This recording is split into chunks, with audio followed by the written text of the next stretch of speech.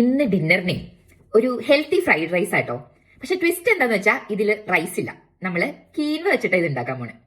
അപ്പൊ ഇതിന് quinoa fried rice അല്ലെങ്കിൽ ഫ്രൈഡ് കീൻവ അങ്ങനെ എന്ത് വേണേലും വിളിക്കാം. അപ്പൊ ഉണ്ടാക്കിയാലോ?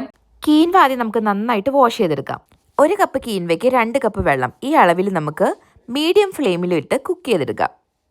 ഇനി ഒരു പാനിൽ കുറച്ച് ഒലിവ് ഓയിൽ ആഡ് ചെയ്ത് നമുക്ക് മുട്ട സ്ക്രാമ്പിൾ ചെയ്തെടുക്കാം.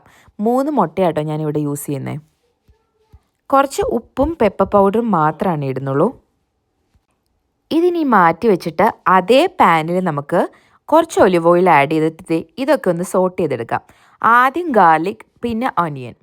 ഇത് നന്നായിട്ട് സോട്ട് ചെയ്തിട്ട് കുറച്ച് പെപ്പർ പൗഡറും ഉപ്പും പിന്നെ ഞാൻ സോയ് സോസും ആഡ് ചെയ്യുന്നുണ്ട് കേട്ടോ.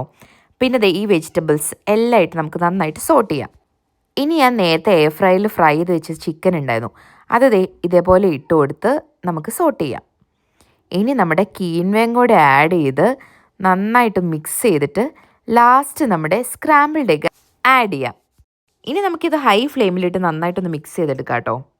ഇനി എന്താ, അടിപൊളിയായിട്ടൊരു പ്ലേറ്റിലേക്ക് നമുക്കിത് സെർവ് ചെയ്യാം.